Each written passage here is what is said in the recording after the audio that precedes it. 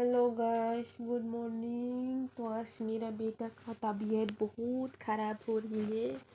ये देखो, इधर में देखो, ये है मेरा पुत्र।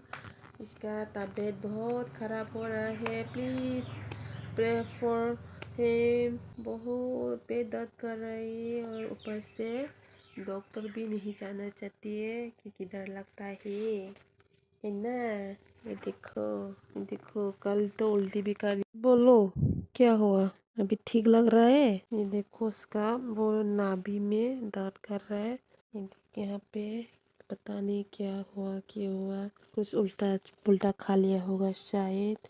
वो पॉटी भी बहुत किया है और उल्टी भी एक बार किया है। तो आज हम उसको डॉक्टर के पास ले जाएंगे।